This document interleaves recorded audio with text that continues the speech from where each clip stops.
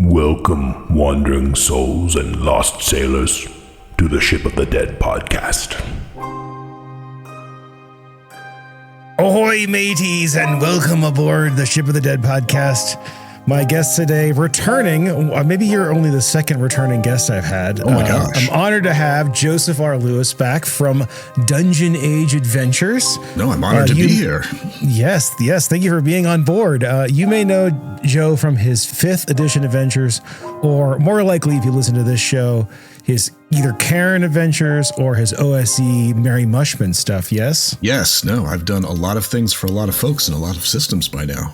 Joe, welcome back. How have you been? How is life? How are the terrible seas out there? Oh, the seas have tried to be very terrible. A lot has been going on. I know we're all having tumultuous and exciting and interesting. What are you talking about? Things are great. Everything. The world is a challenging place and we live in interesting times. I am very, very fortunate to have weathered it better than probably many folks. And I'm very grateful for everything that has gone right so far. I'm constantly waiting for the other shoes to drop in my life. But right now, everything's going really well for me. Good. I'm glad to hear it.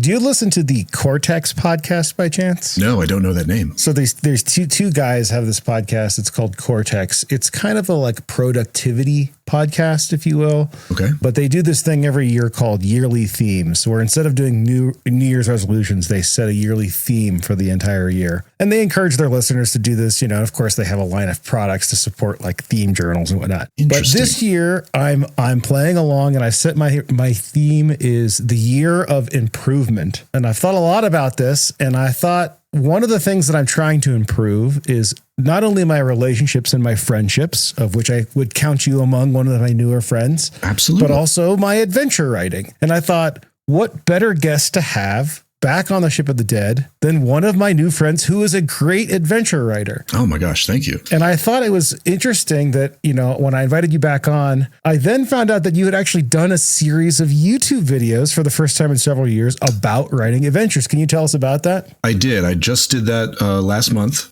I think I released 5 or 6 videos all at once, and now I'm doing one every week or two until I run out of steam and give up on it completely and switch to something else, I'm sure. No, that came out of a series of conversations with some of my other TTRPG writers and publisher friends. They had said that maybe people would benefit from learning from my experience and my mistakes. And I'm a big believer in learning from other people's mistakes and not making your own. So I'm trying to pay it forward, I guess, with that. So I've done a series of videos on YouTube. I think the playlist is called Writing a TTRPG Adventure. And the first 5 of them were mostly scripted and describing sort of the process and the pieces of writing an adventure. And then since then, there's been Q&A sessions. And most recently, I did one where I reviewed one of my old adventures, which was Saving Saxon, my very first one, which I did a re-release of just last year. So I could compare and contrast the two and describe what I did wrong and what I learned from my own misadventures. So I thought that would be helpful for folks who want to see someone else make mistakes and own up to them in public. Absolutely. Are you able to share who the TTRPG friends were that pushed you to make this wonderful series? They include the hosts of Between Two Karens, Yochai Gall and Brad Kerr.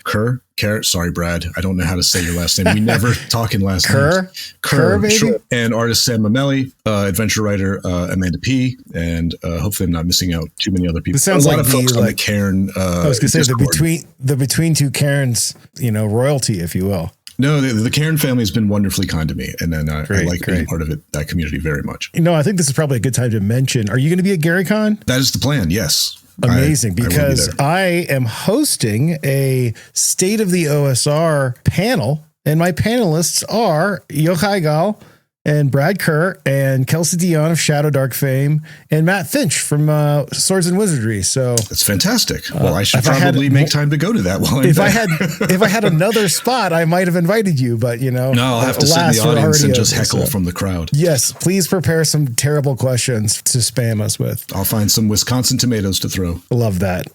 So yes, I did. I watched this whole YouTube series and I really enjoyed it. I think you have. I actually was thinking that was kind of what I was thinking. I'd have you back to talk talk about was kind of writing this. I don't want to reinvent the wheel because people should just go listen to that series. But I do think that you have that good intersection of left and right brain when it comes to writing adventures that I think you and I share. I think some people can, like you say in your video, kind of Stephen King pants it more, where they just kind of spit it out, or maybe they run an adventure and write it down. Sure. But I think you and I both prefer to kind of plot and plan out what will happen. And you talk a lot about making lists. Can you maybe just kind of give us a cursory overview of this process you don't have to deep dive because that's what the channel's for, but tell us what this process that you usually try to stick to for adventure writing is like. It's very structural and formatted because that's the way I think. And I've always been kind of a completionist and in my own head about trying to make things perfect, which of course is impossible. But if you aim for perfect, you might end up really good, is how I've tried to justify it to myself. So my process is generally I go mining for ideas. So maybe that means I'm just sitting around on Wikipedia and just Googling stuff at random. And I get excited about an idea and I write down a bunch of notes. And at some point, I just start organizing those ideas into what could fit together into an adventure. So this kind of building, this kind of creature, this kind of person, some exciting historical person that I can turn into a wizard or something like that. And I just keep clumping the ideas together until the clumps are starting to make sense. And then I can scrape out the stuff that doesn't fit or doesn't apply. And then I can organize all those random ideas into something that kind of looks like an outline. And I keep doing this. I sit on my couch with my laptop with the TV on, half paying attention, and I'm just shuffling ideas and doing research and stuff until I reach some point where I have like a pretty organized kind of outline looking thing where I'm going to have this location. It's going to have this cool building I read about. It's going to have this cool guy, this cool monster, this cool trap or whatever. And eventually I reach the point where all right, I can't sit here and doodle with ideas anymore. I have to turn the TV off and start writing blocks of text and doing the actual writing. So I try to organize ideas as much as I can before I do any writing, so that by the time I start writing, I should have a really clear idea in my head of these are the creatures, this is the story, these are the events that the players are going to interact with. It's going to be scary, or it's going to be funny, or it's going to be whatever.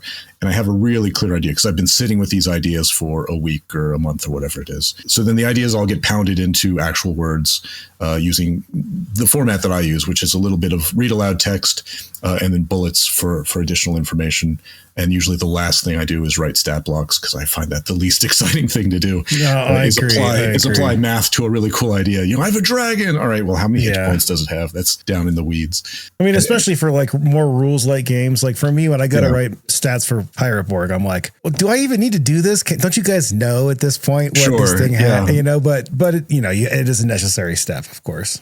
I'm more interested in writing a cool ability, something that the creature can do. But then I have to put a number on it and whatever, and that's less exciting to me. But you do it, you get the work done. It takes a day at that point to hammer out those details, and then hopefully it's done, and then I can sit and doodle, and I can draw maps, and I can do my illustrations and spot art, and then I give up on it and decide my art's not good enough, and I go out into the world and I find a really cool artist, and I hire them to provide the cover arts and spot arts and stuff like that. Nice. Actually, I had a note on here I wanted to ask you about your map process, because I think especially people who are kind of more focused on just the writing side, I'm very curious, like, do you draw out your maps typically? Do you use a tool like Whataboo? Do you like use real world things and then get rid of them? Like, what's your primary go-to with maps, even if the final doesn't make it into the product, So it's really great that you're asking me that right now. So I've been doing these remastered versions of some of my old adventures in the little Karen booklets, these little digest-sized books, which I love to take to, game night or a con or something. It's great for a one-shot. So I'm working on the new one, which is a remaster of Kraken Corpse Delve. I saw this one on Drive-Thru earlier today. Yeah, I did that one 4 years ago, I forget, probably 4 years ago. So I'm redoing everything, which includes the art and the maps. I've hired a fantastic artist who I met at PAX U just 2 months ago, and she's going to do the cover and probably at least half of the spot art, and I'll do the rest. I gave her all the really cool monsters. And I'm going to do the other ones. So my pseudo maps, after I do that outlining and I've written like what all the locations are, then you have to kind of step back and say, all right, what order is the player going to move through this space? So you order it logically, like, the front door comes first and the bedroom's probably last, something like that. And then in the middle, you don't really know, and you're just racking and stacking wherever it makes sense. And at some point I have to get out a piece of paper and I'm just starting to doodle. So here's Here's just an Oh, very incredibly hard to cool, see secret. So this is all the levels of this dungeon in pencil, mostly, and I'm just making blobs and putting arrows and where things connect. So I do that for a while, and then you go back. If you're listening and not watching, there was a 8.5 by 11 white piece of paper with just like a pencil or pen.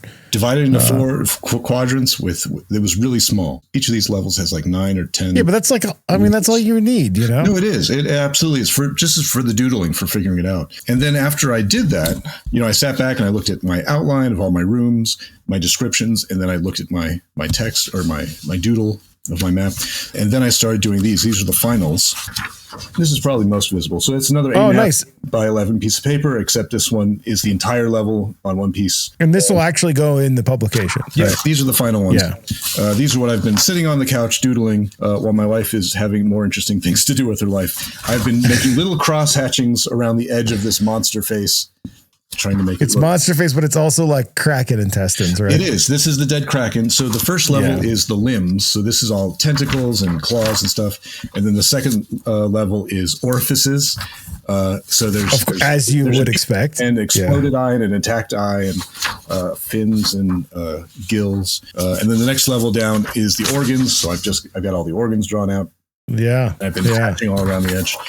And then I'll use the computer after I'll scan it in, and I'll use the computer to put in, the numbers and the labels and stuff. But yeah, no, I do all my drawing on paper with pen and ink and pencils. So I try really hard not to make mistakes. So but at what point of the process do you do that? Like how early on in the writing process did you have a map of that? Super late. Right. Okay, So there's this idea stuff, and there's this outlining stuff in the middle, and then there's actual drafting and writing out paragraphs and sentences and things. And it's usually not till right at the end when I'm starting to say, okay, I need to know where these rooms actually go and fit together. I start drawing. Yeah, no, I draw it last if I can. So like if you were doing a town, you may not even have a map of the town until it's already written. No, absolutely. I work from what is the most important thing, and that's what is the player going to interact with. So like if the blacksmith is really important to my story or my plot or my crisis or whatever it is, then I'm going to start writing about the blacksmith. And maybe I'll decide, this is a really big smithy and he has apprentices. And there's also a back room where he does secret things. I'll figure out the story stuff. And it won't be until the very end that I draw what this thing looks like, because now I know what goes in it. Cool. Maybe I didn't know at the beginning. Maybe it's a really small blacksmithy and it doesn't really matter. So I need the idea first, and then I draw the picture last. So that's what Have you ever done an adventure where you were like working in tandem with an artist where you wrote the monster after you got art, or is it almost always the art first, even if it's not your own? I'm sorry, always the writing first. Sure. No, I've always written a version of the monster, and then I send the artist that text along with, some inspirational stuff I yanked off the internet. And I'll say something like this, something with this text or something with these images. But then I almost always say, please make it yours. If you have a cool idea, draw that instead of my dumb words. I can always change. It takes me a second to change a word versus, the hours they may spend drawing something amazing. Yeah. So I rather say, please give me something amazing, and then I'll make the words fit around it. So I'm happy to edit and change after the fact. Yeah, very cool. One of the things that I really liked about this YouTube video series, you talked about encounter tables. And, I've kind of been doing this thing instinctively, but you really kind of illustrated how to exactly do an encounter table like this. A lot of adventures will have you, especially actual old school stuff, they always have you rolling to check for encounters. Yep. And it's like, that's so stupid in my opinion. I mean, in a modern sense, it's like, do I need an encounter or not? Like, I don't really need to. I mean, if you're really running like a hex crawl by the book, I can understand rolling to check. But you suggested one of these videos, make the encounter table really big, but don't make every entry a monster. Make it sights and sounds or clues. I think you called it hints, clues, and dangers. Tell us about this idea. When did you come up with this? How long have you been practicing this kind of encounter table? Well, I have no idea where it came from or how I've been doing it, but I mean, it just seems logical to me, I think we've all interacted with both modern and older games where they have a lot of mechanics around this whole idea of random encounters. Yeah. And it feels more and more like they're trying to make us run a video game in our heads. Like they're giving us all these complex mechanics and rules and all these tables, and we're supposed to be rolling and turn the page and roll on something else to figure out this algorithm to produce an outcome. And I think that's incredibly not fun for me as a GM. It can't be fun for the players to be sitting there waiting for me to mechanically generate something. It doesn't feel organic in the moment. If we've been playing this game for more than 5 minutes, we have a sense of the feel of it. We know what we want. We know the highs and lows. We know if something really big and exciting should happen here versus if it should be low key and maybe even funny. So I would rather give the DM a single, very useful, very flexible tool in an encounter table. That can include some monsters that you fight that are threats, big things. But then I want to go through all these gradations of less dangerous and more interesting things for the players to interact with. So there may be the monster that attacks you, like the bear attacks you, fine. But then there might also be, you find an injured bear and there's something interesting, like there's an interesting arrow in it that came from the elves and you can investigate and figure something out. And you might even befriend the bear, and then there might be just a dead bear and it's in a bear trap. And then you can use that bear trap or maybe even use the bear carcass. So it becomes something useful that you can interact with. And then going farther down the list, you get to, well, maybe there's just bear footprints and you can follow them.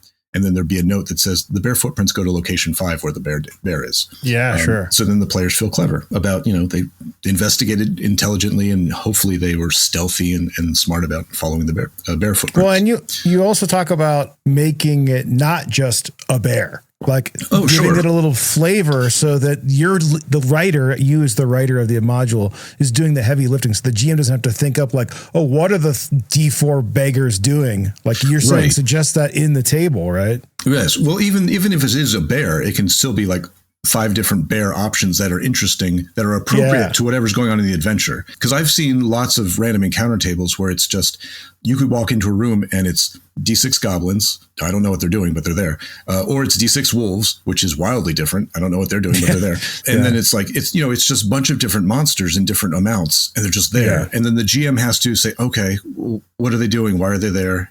Create, a little bit of narrative around it, make it interesting. And I think that's too much work for the GM on the fly. I don't find that fun. Maybe others do. I know we're all wildly different at the table. But I mean, like you can also do that without buying a module. Like you can just no, that's not even helpful, I think. If someone else has given me money to, do the writing for them, to do that lifting for them, then absolutely, this should be as effortless as possible to pick up something I wrote and to run at the table and not have to think about how to interpret it. I want the GM to be having fun running. Absolutely. I mean, I think also naming things. I can't stress how much having names for NPCs. It's like, you know what? If I don't like the name, I can change it. But it's nice to have the work done and it breathes in flavor. I mean, we see this a lot too with our like convention games where people will come back and they'll all have different stories about a simple one-line named NPC that I didn't think much of when we were writing it, but every GM pushes it in. So it's like, why not put the flavor in there, Absolutely. NPC details especially are hugely important because I know a lot of times I've read modules that I bought that are really cool and there's an interesting scenario.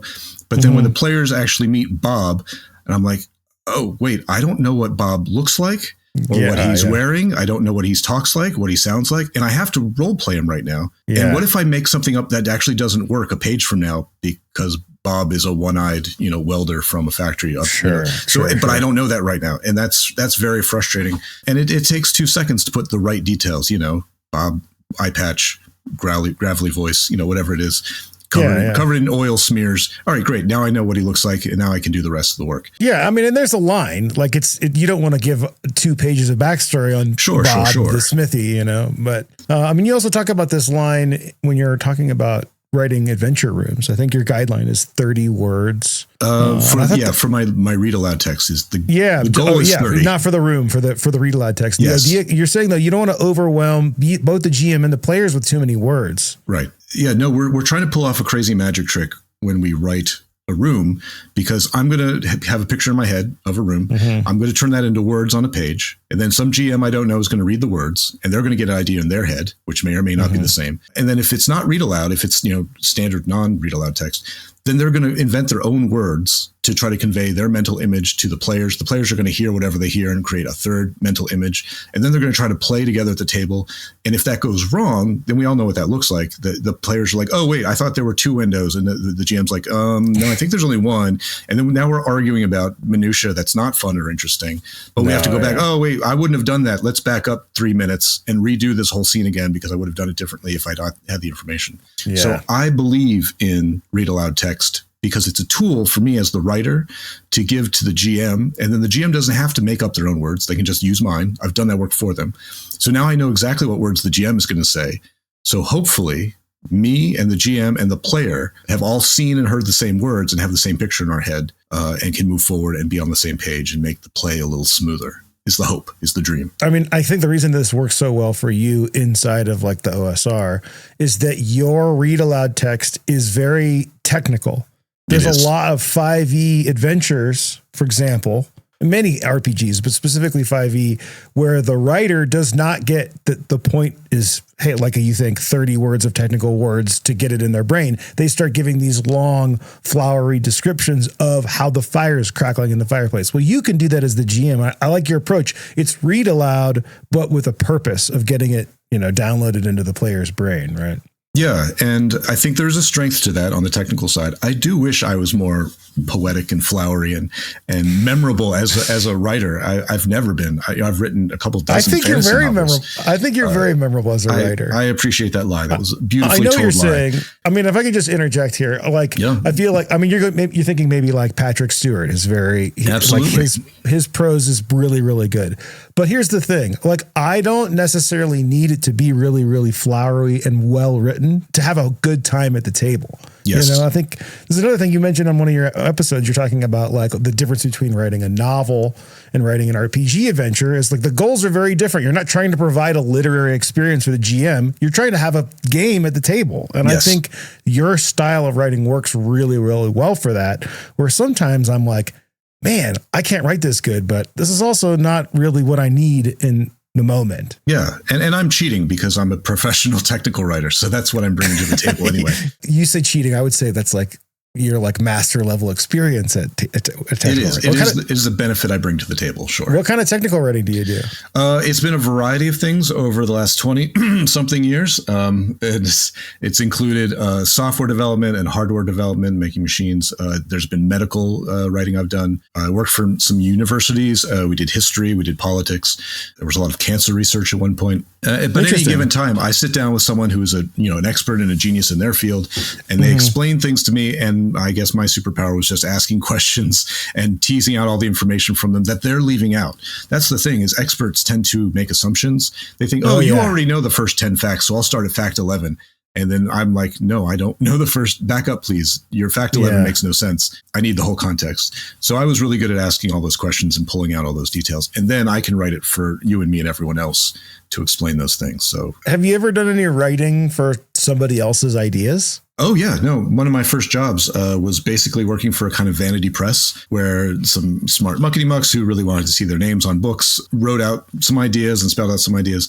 And then I would steamroll their words into better words and structured paragraphs and chapters and stuff. That's cool. But I actually meant RPG adventures. Have you ever heard anybody be like, hey, I want to do this kind of thing, but I'm not good at writing it. I have written content kind of on demand or to meet someone else's standards or requirements, usually with my own voice and my own style, more or less. I think I've mostly always been doing my thing, if that's what the question is. Yeah. And just it occurs to me that you would be good at that. I don't know. There's most people don't really hey, I want to make an adventure, but I don't want to write it myself. Usually it's not that shows up in books all the time. No, in books, sure. No, that's wild. Yeah. People will go on, I don't know what there is today. There used to be stuff like Fiverr where you could hire an artist to do something. They would go on a website like that and say, I have an idea for a book. If you could just spend the next X months writing my book for me, I'll share some of the exposure with you, something like that.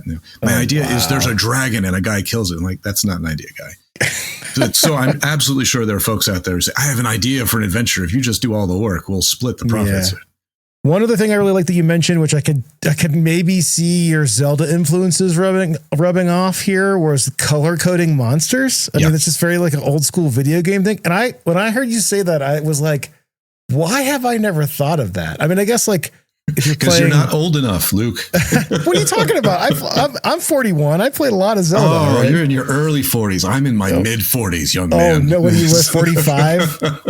But you talk about color coding monsters. And I thought that's even if it's not color coding, if it's just these goblins have fangs and these have horns. I thought that was a really cool idea for when you're building encounters to broadcast the danger or clues, if you will, to your players, perhaps in an encounter table. Yeah, I think it's something that we're all used to because we all grew up on video games. We're used to seeing like they use the same sprite. It's just in a different color on the screen. I know this one's red. Right. Why is it different? I don't know what that means. But I've also noticed over years of playing that, one of the things that players or smart players will do, they'll say, oh, wait, there's a dragon. Wait, is it different? We saw one dragon before. Is this different? Does it have horns? Is it a different color? Like they ask those questions. Yeah. And it's nice to be able to reward that with, yes, it is different. It does look different. You can interpret that information. And hopefully you can say something like, oh, the horns are branches. It's like, oh, it's a forest dragon or something. And they can intuit things and they can deduce things and they can feel smart and be successful. And everyone feels rewarded by being smart at the table. I mean, we're not physically doing anything. So the only thing we're playing with is our brains. So let's engage our brains and reward each other for doing that. That's the best part of this game. I thought that was a great tip. I'm definitely going to steal that, like many things I've stolen from you already. So we're all free ideas. The last thing I want to talk about, I mean, many of us know about this concept of jacazing a dungeon. Mm-hmm. There's a bunch of different ideas that it incorporates, but you talked about one specifically, which I had kind of broke my brain a little bit in a good way. And I think maybe you were talking about maybe some of the criticism you got for this lovely adventure, Nightmare Over Ragged Hollow. Oh gosh, yes. Where there's it's a great adventure, but there is a big kind of, is it a church at the end? What's the building? I think I call it a temple. Yeah. A temple, yeah. Yep. And it's very, very logical. And I run into this all the time because I'm not making Dungeons and Dragons, I'm making pirate games, Sure. There's a ship and the ship is logical and there's a hallway with 10 rooms off the hall, and it's like, and these don't make, there's a reason why when you go play, especially a video game from 10 years ago, why when you go into those kinds of buildings, when you're running through a map in Halo, they made you go into one room and then there's a vending machine blocking the hallway and explosion, because that is a much more fun loop for a gamer than I go in every one, 10 of these rooms. And I think you said in one of these videos that you're actually moving forward going to make some of your dungeon type locations less realistic to make them more fun. And I was like, man, I have to start doing this. Can you tell us about how you got to this point in the process? Well, I made the mistake in Ragged Hollow because I was being logical. And like normal buildings have a hall in the middle and rooms on either side. And that's what we're all used to. The problem is in a game, that means a player can just walk down the hall in the middle and ignore all the rooms. Just never come back. Yeah. Or if they look in the room and say, oh, that's too dangerous, they can skip it. And now they're just skipping content and now nothing's happening.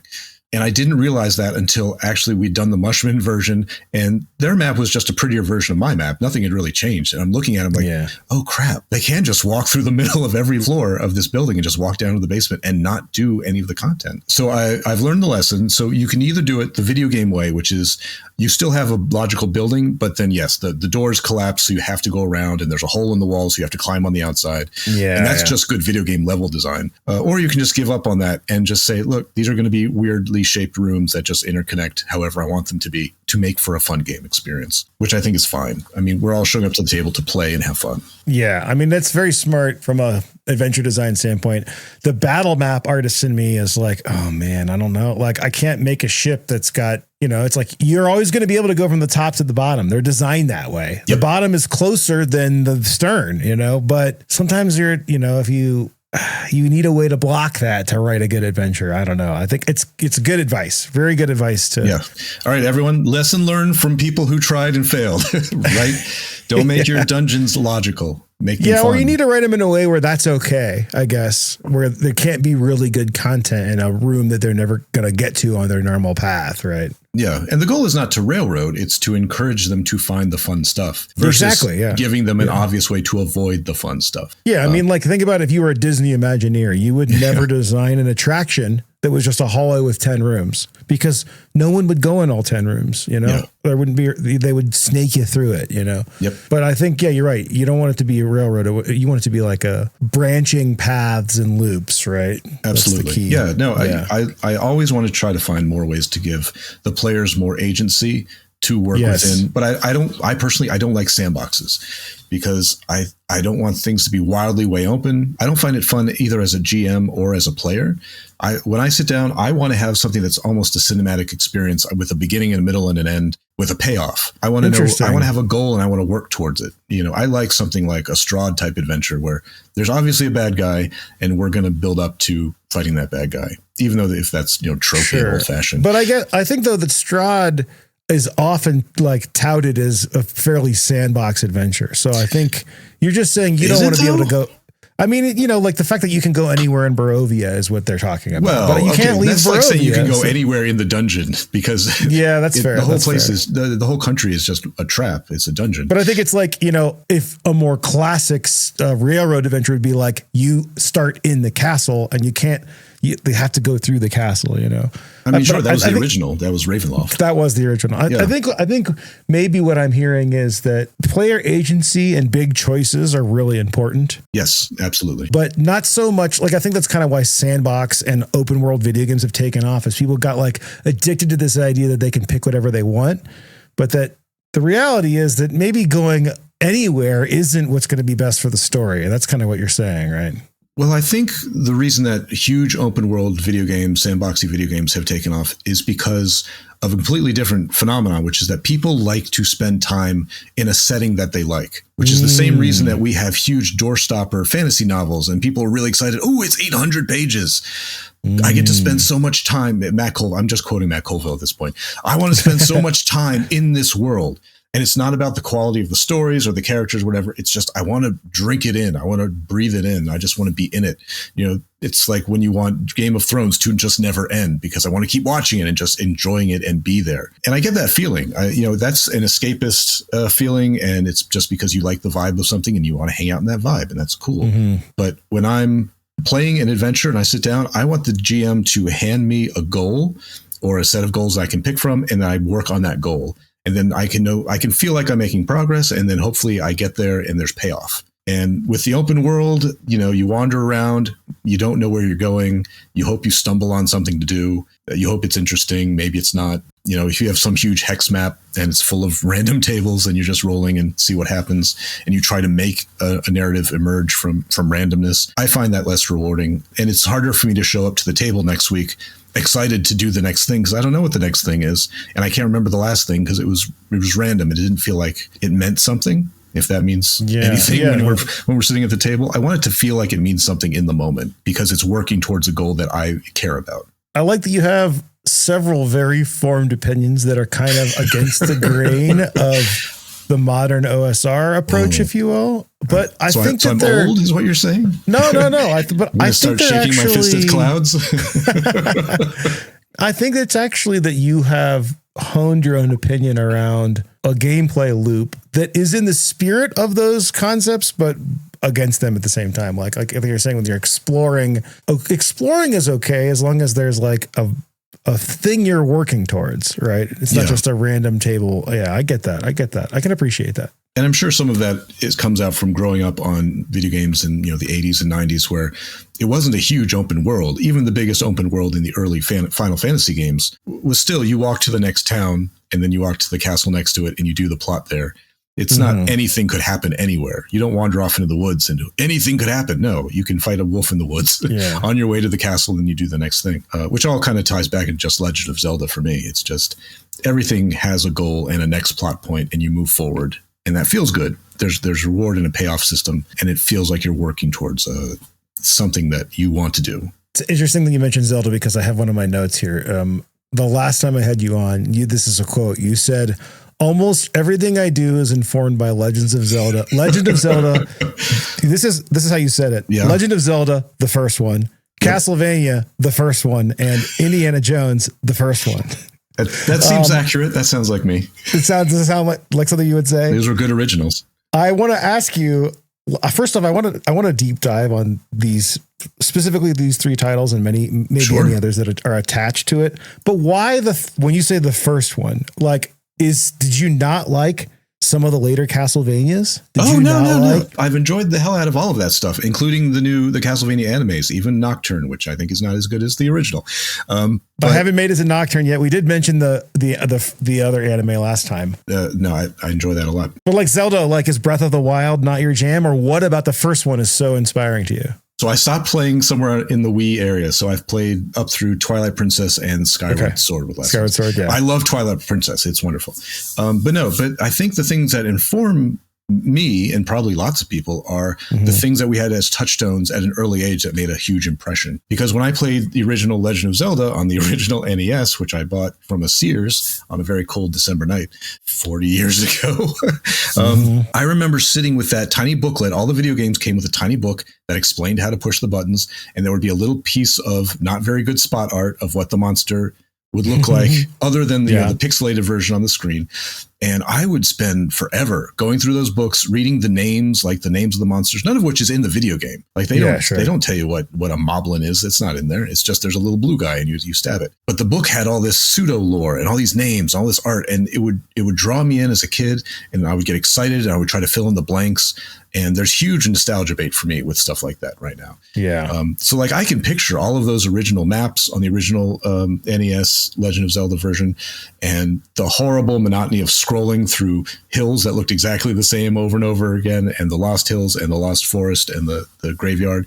Like it was not visually exciting in any sense, but it was stimulating because your mind filled in the blanks, and you didn't need, it was like looking at a map, a real, just a map, and you get excited about what could be there and what that might be. And especially as a small kid, you can very easily just generate what are these monsters actually like. The thing on the screen is just a bunch of pixels, but it's actually something. It's that nostalgic excitement for the content, which I keep going back to. It's not necessarily the pictures on the screen, but it's the excitement of exploring the space and going into the dungeon and fighting the monster that goes back to those original things, those original touchstones for me personally. It's not that I don't like later things. It's that they don't mean as much to me on a deeper kind of visceral level than the old stuff does. Do you think that's because of your age when you first encounter them, or is the medium changed? Like, why is that the case?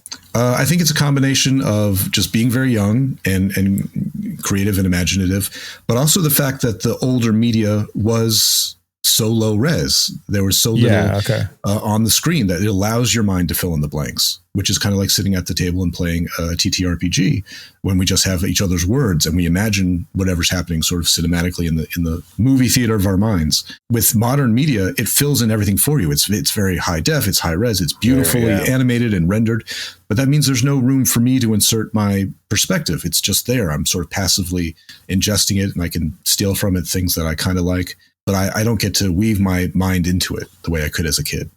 I mean, I know exactly what you're saying. I think the two media titles that really do this for me are Zork. Oh yeah. And then an early, I mean, I think our younger listeners are going to be like, what are these fucking old guys talking about? But Legend Zork, of Pong. I did the Legend of Pong.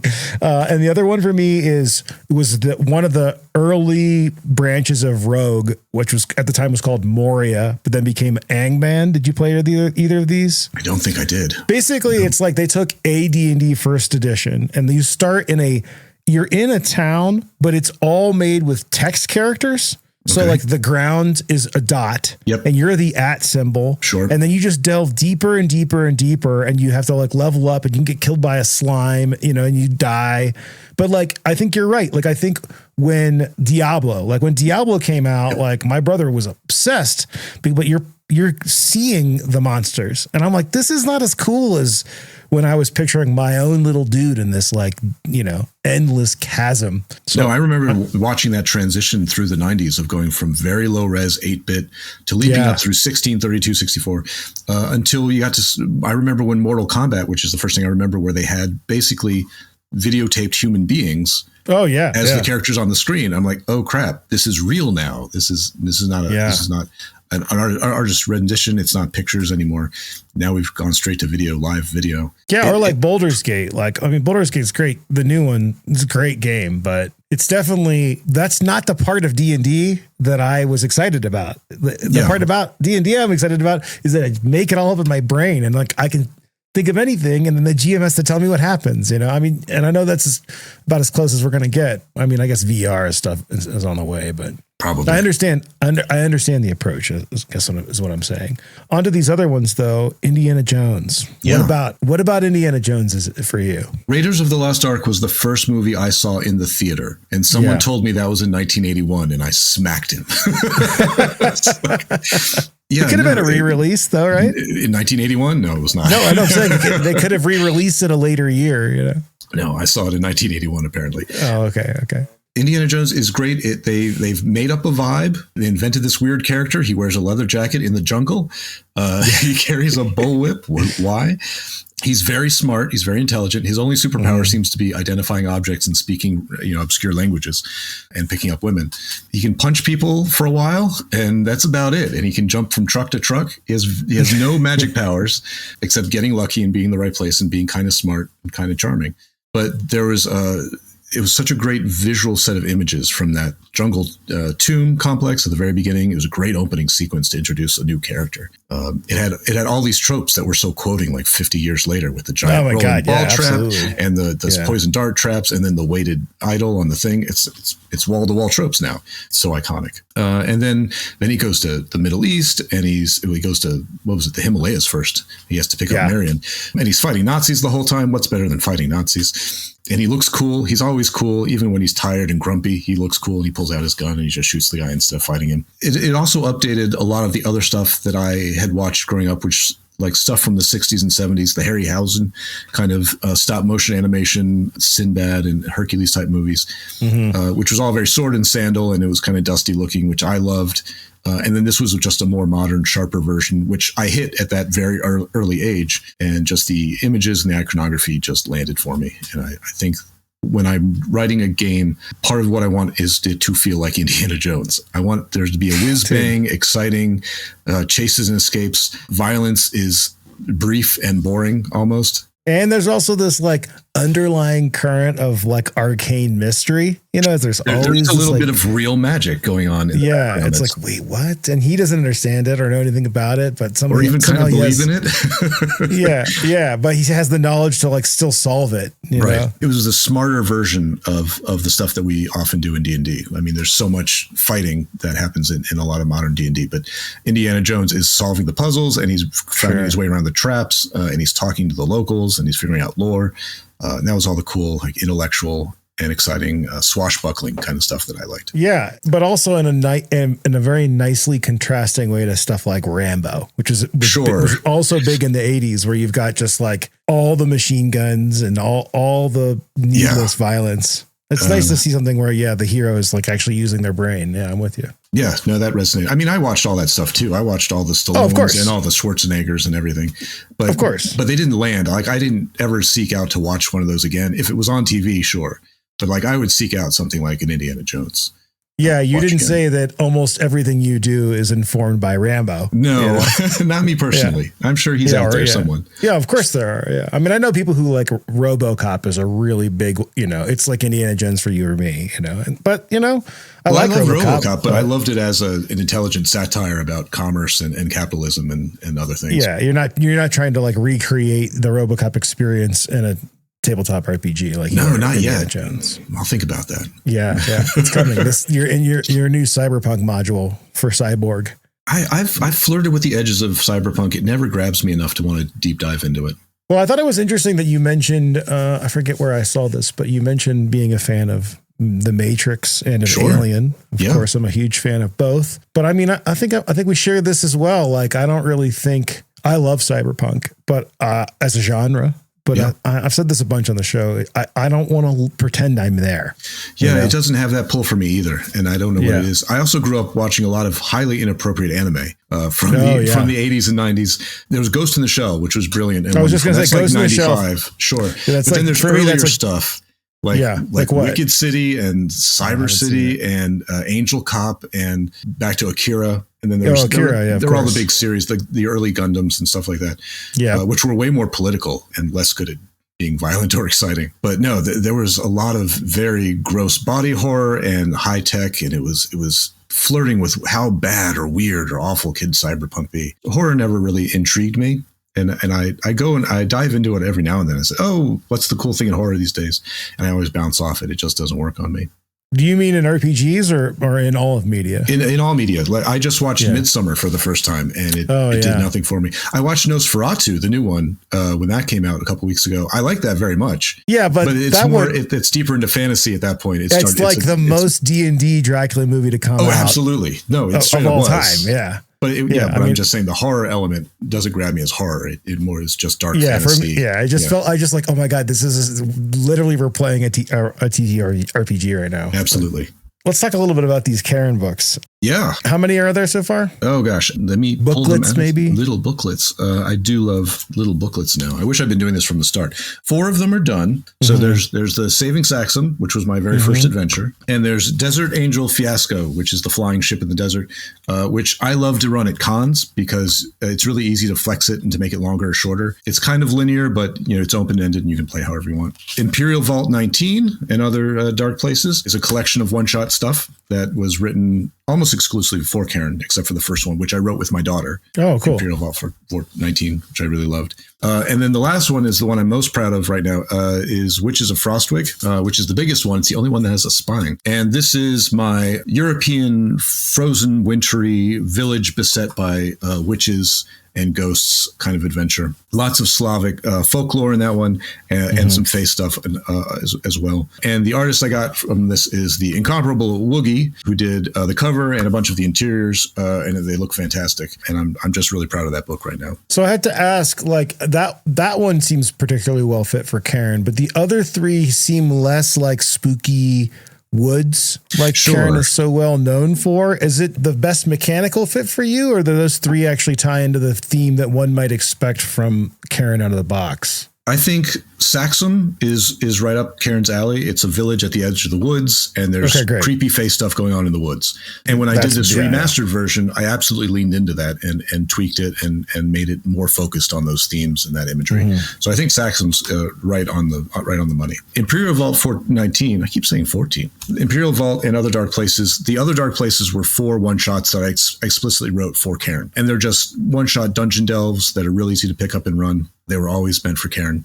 So you can just plunge them into your campaign setting wherever you want to have yet another little adventure site in between your big adventures. So I think that one's also on the mark.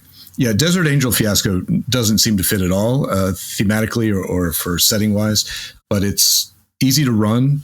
Because it's very linear. There's no plots or factions to manage. You're just on the ship and it sails from point A to point B, and you can decide what to do at each place. And hopefully the ship gets destroyed along the way and everything goes wrong and everyone has a great time.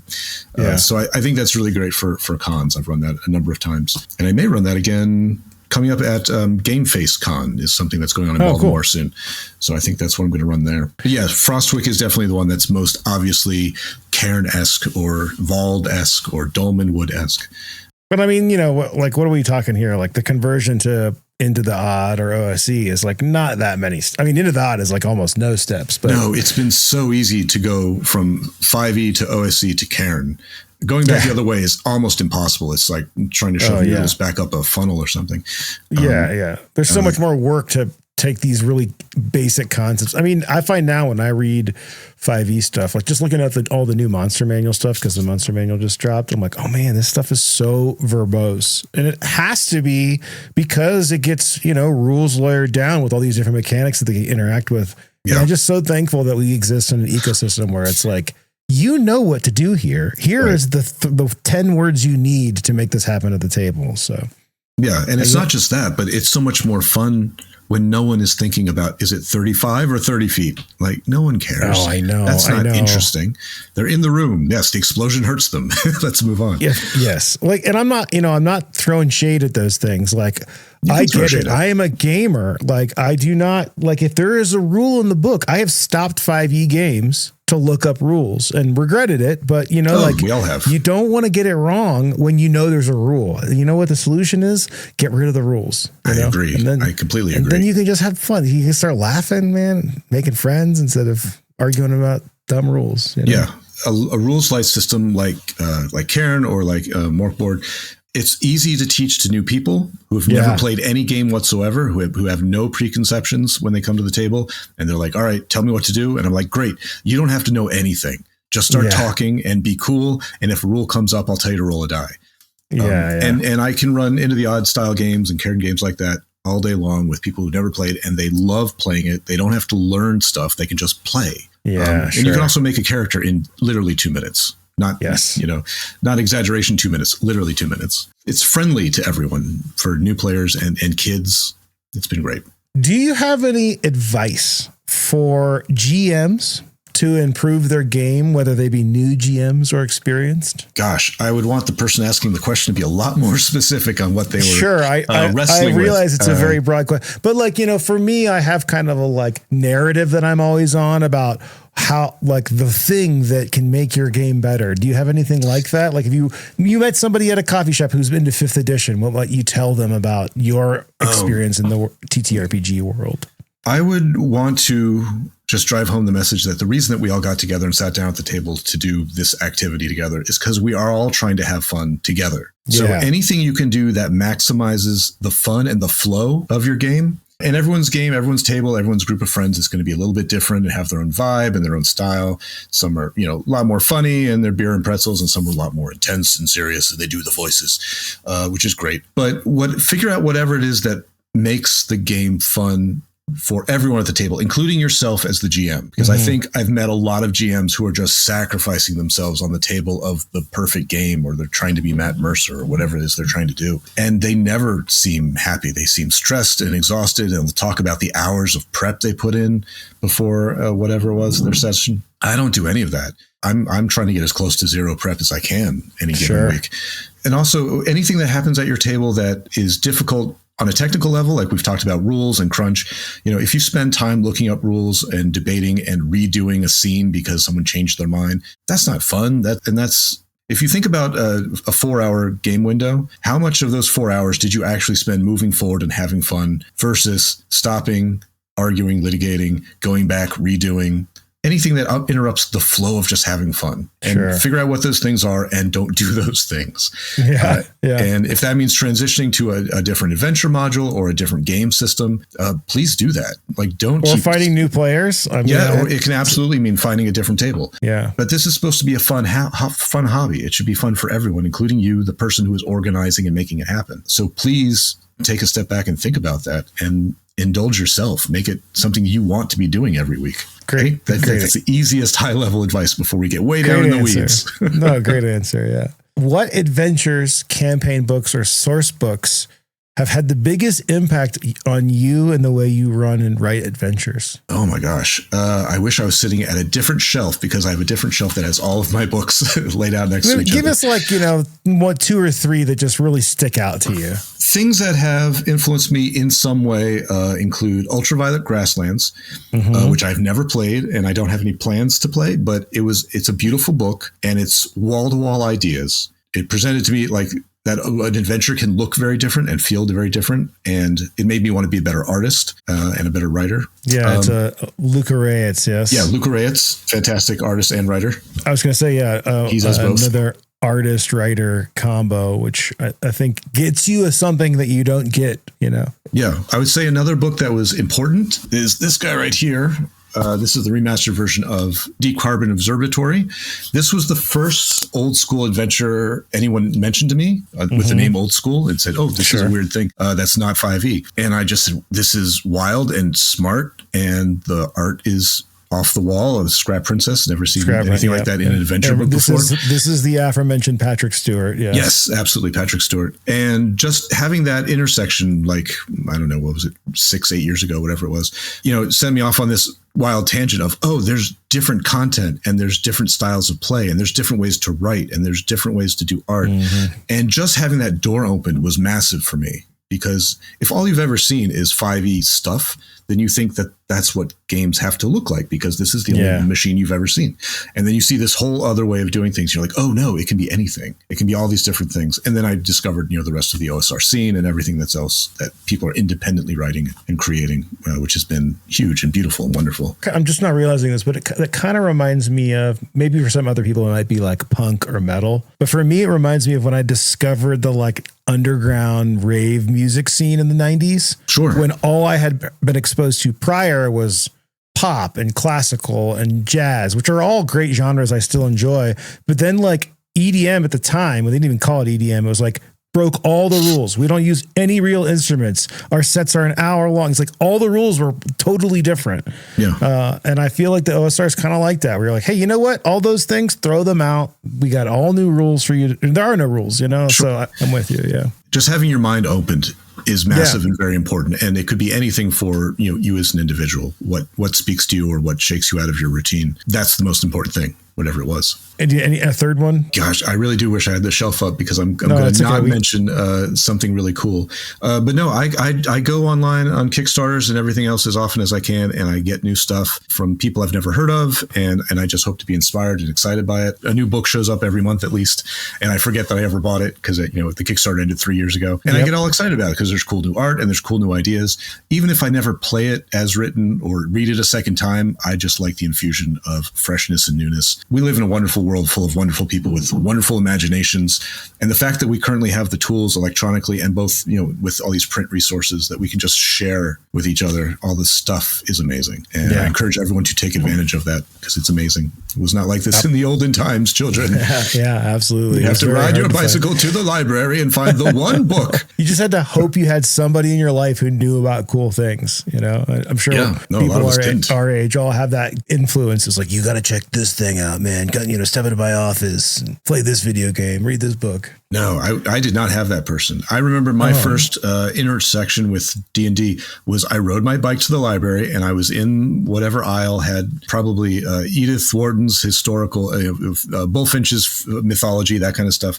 Yeah. And somewhere down on one of those ledges was the second edition player's manual, Advanced D&D. Oh, nice. And I sat in the aisle, in the rows of the stacks, and just flipped through that book over and over again, like week after week, reading about all the items and the monsters. I had no idea it was a game. No one ever played it with me, but I was fascinated by that book. And now I know why.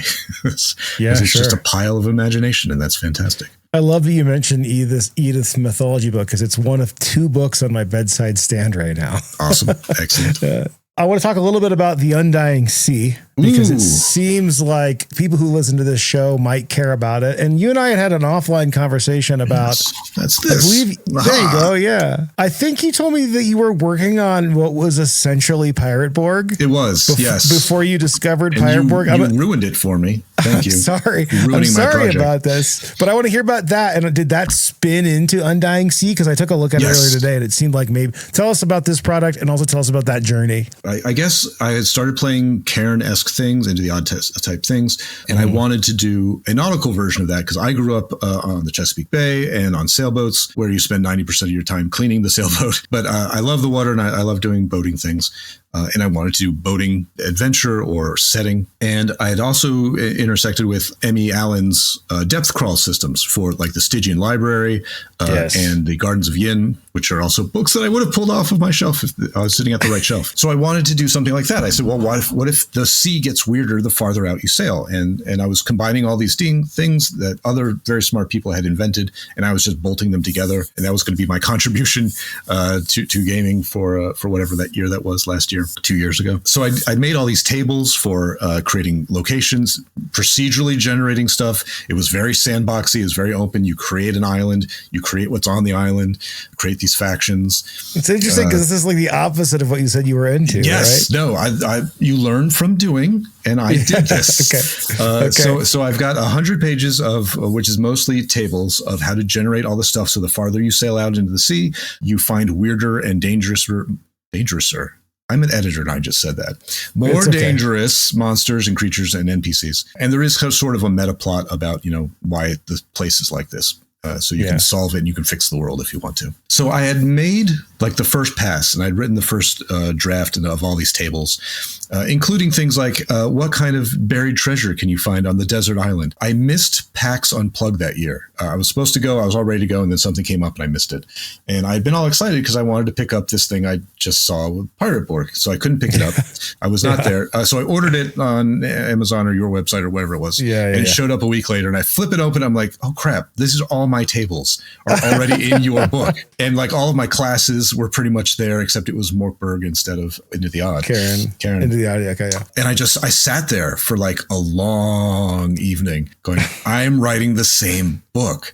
Oh, I'm so sorry. So no, it's fine. So I don't think I had done the whole depth crawl thing exactly yet. So I leaned in that direction, and instead of making it Caribbean and piratey themed, I tried to make it more Mediterranean and Greek myth themed. So, I reskinned it a little bit. And then I got some really cool artists who did the interior art and the cover art. The cover art was by Vault Crawler, who did this wonderful piece. And then the interior art was by Hodag RPG. Who did all of the spot art for the vestiary. He did like 70 pieces. It's amazing. Oh, nice. So I made this big old book and I put it out, and it works really well. I played it. Other people have been playing it and they're having a good time with it. But I feel like I spent a lot of that time learning lessons. Oh, okay. Which is good, which is great. I spent several months after it came out thinking, I'm going to redo it. I'm going to redo the whole book in a different style and all this stuff, which I'm not going to do. But I was very motivated to do better and to do differently on purpose. It sounds like it's probably pretty easily converted to Pirate Borg. So maybe there's an audience here. No, you probably, because it's all just in sections. You could just chop off the front half and just use the back half, which is all the islands and all the monsters and stuff. Absolutely. You could probably just grab that right out of the book. Most of it is just content that you mine from for your adventure. I'm familiar with the general concept of depth crawls, but with yours, how do you ensure that the further away they are, like mechanically, how do you ensure that the further away they are, the weirder it gets? So what you do is you make a roll table for locations, but you make it bigger than the dice. So you roll a D20, but it goes up to 30. So when you roll your D20 at first, it can only be the first 20 locations, and you can't get to the last 10. Yeah, that sort of thing. So, but if you are starting from 3 islands away, then you do D20 plus 3. Plus 3. So now it's possible to get to 23, and you iterate farther down and farther down. I think mine go up to 30 or 36. I forget. That kind of reminds me of there's a really cool faction job table in Mothership. I think it's Pound of Flesh. I can't quite remember, but basically it's a D20 table that you roll a D10 on, just like you said, and you add your reputation to the roll. So the further along you get, it's the same concept, but with, social standing instead of distance. So, no, I've seen a lot of cool iterations on this idea. Another one would be something like you have a D12 list of encounters, but it goes up to 15. So what you do is you start knocking them out as you have your encounters. But if you ever have one where you've already done number 8 and you roll an 8 again, then you go up to 9. So that way you start knocking them out. So eventually you can push yourself later in the game up until, up to 15 or something. People are smart. These are brilliant systems. They're obvious and they're easy. You don't have to do math. Yeah. They don't have to do anything. There's so many clever people, and we're just all benefiting from each other's cleverness. They really are. Like the one that I talk about all the time is White Hack. Mm-hmm. Have you played White Hack? I've not played it. I've read it. So the way that you rolled a hit, if you have let's say you have a 15 in strength. In a normal RPG, 15 would convert to a modifier, and then you'd add that to your D20 roll, and you'd try to beat a number. In a roll under system, you just need under a 15, right? Yep. In White Hack, you need under a 50, you need under your score. If you roll your score, it's a critical hit, but you put the monster's armor at the bottom of the roll. So if the monster has an armor of 3, you miss on a 1, 2, 3 or a higher than 15.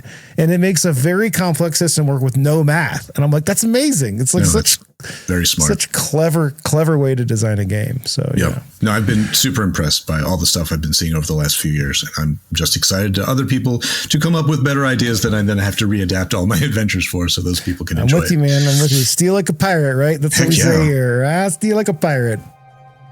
Hold fast, wretched sailor. We brace for the broadside barrage. Any board games that you've been into lately?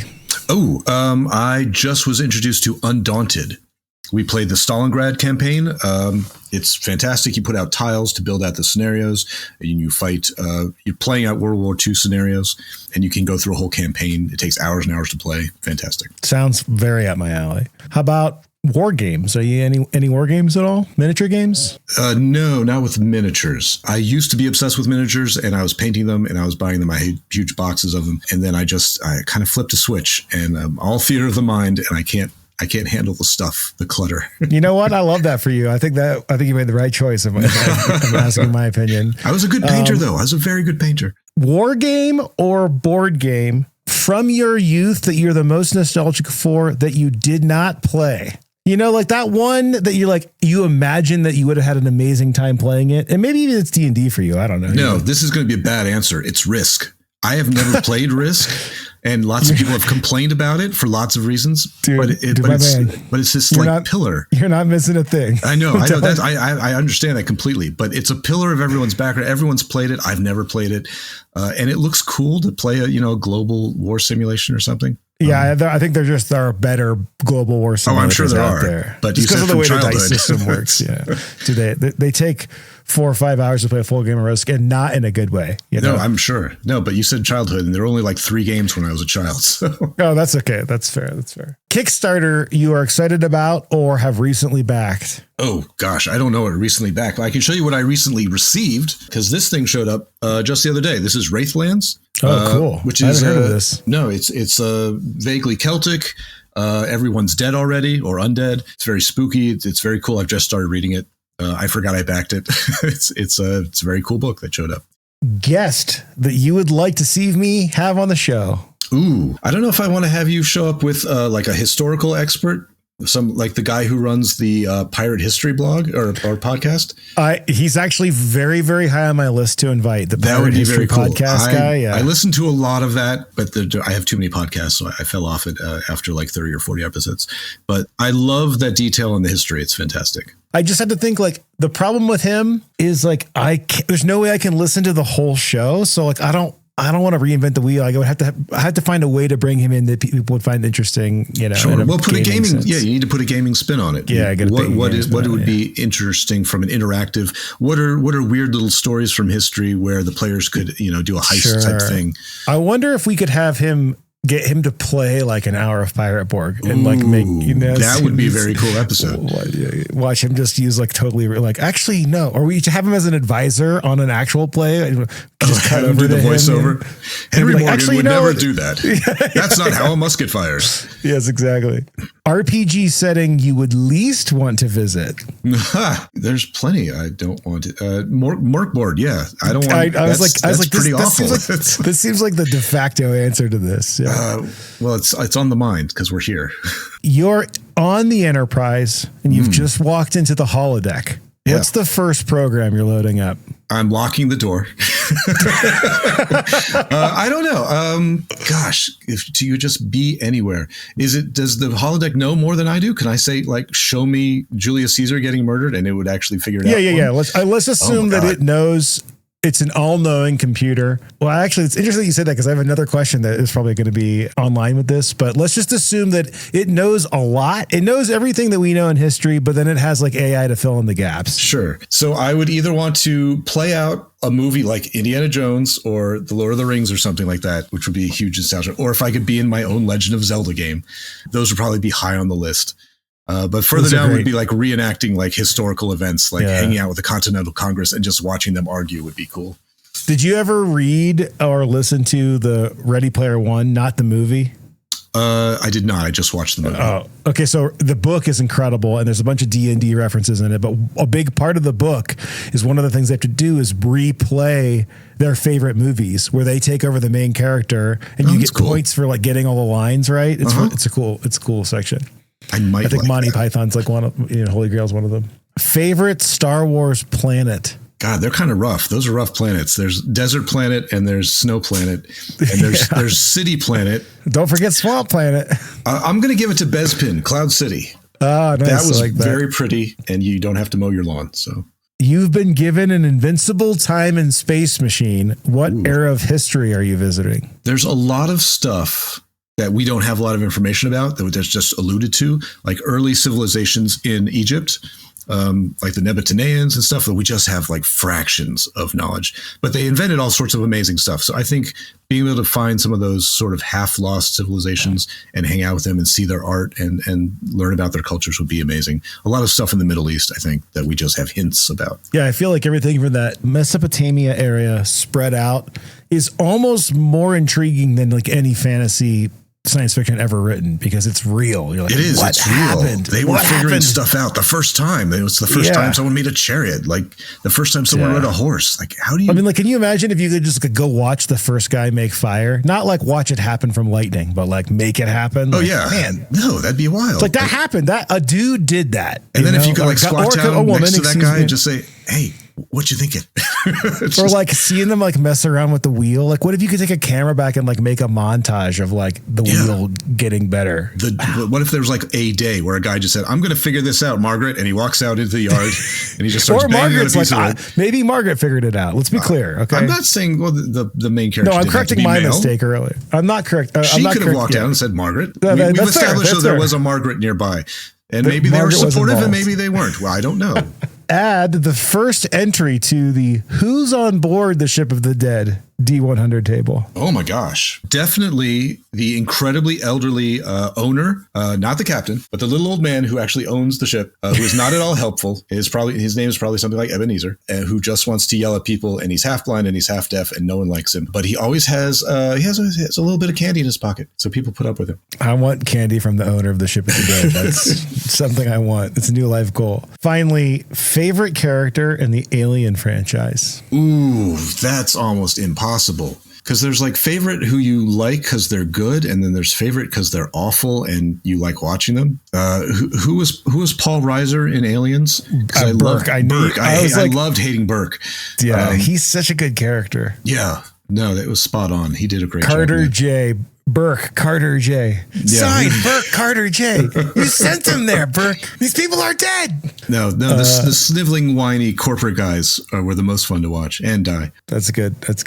Well, Joseph R. Lewis, thank you for being on the Ship of the Dead once again. Where can people find you?